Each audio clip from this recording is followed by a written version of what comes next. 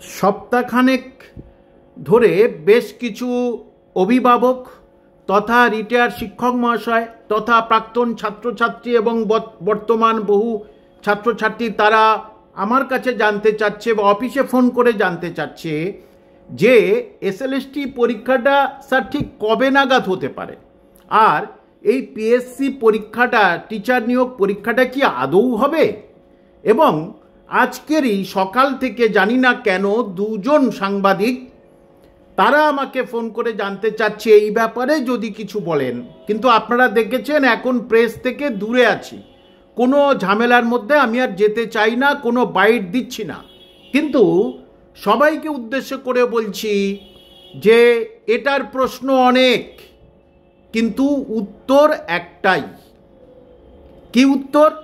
রাজ্য সরকারের সুমতি হলেই অবশ্যই বিজ্ঞপ্তি পাবেন, পরিষ্কার কথা। অর্থাৎ এসএলএসটি 2016 এর এমন ধরনের কেস কাম সারা ভারতবর্ষের প্রায় স্টেটে হয়েছে।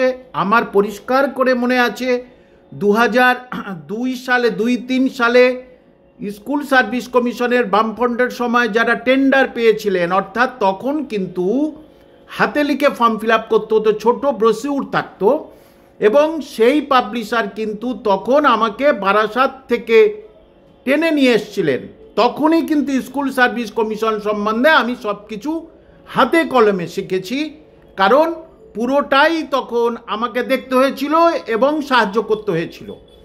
আর তখনই দেখেছিলাম একটি কেস হয়েছিল, কিন্তু তখনই বামফ্রন্ট সরকার সঙ্গে সঙ্গেই কোর্টে উঠে বলে দিলেন, হুজুর এই বেশ কিছু ছেলে মেয়েদের জন্যে আমার লাখখানেক ছেলে মেয়েদের যেন কোনো রকম অসুবিধা না হয়, বিজ্ঞপ্তি দেওয়ার অনুমতি দিন।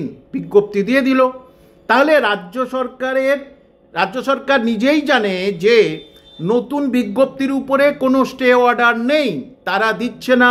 মানে ওই যে বললাম, রাজ্য সরকারের তথা স্কুল সার্ভিস কমিশনের কচ্ছপ গতি আর সুমতির অভাব। দ্বিতীয়, যে এসএলএসটি নিয়ে এর আগে কিন্তু দুটি শর্ট নোটিফিকেশান দিয়েছে, তাই পিএসসির শর্ট নোটিফিকেশান দিলেও কিন্তু স্কুল সার্ভিস কমিশনের শর্ট নোটিফিকেশান দিতে চাচ্ছে না রাজ্য সরকার, কারণ কেউ বিশ্বাস করবে না, তথা স্কুল সার্ভিস কমিশন। তাই পিএসসি এর আগে কিন্তু শর্ট নোটিফিকেশান দিয়েছিল, কিন্তু পরীক্ষা হয়নি, ভালো করে আমার মনে আছে। আবার শর্ট নোটিফিকেশান দিয়েছে। সুতরাং একটা ঠিক যে এটা ঠিক এসএলএসটি 2016 মামলা সব কিছু ঠিক হয়ে গেলে কিন্তু বিজ্ঞপ্তি দিতে বাধ্য সুপ্রিম কোর্টের অর্ডারে।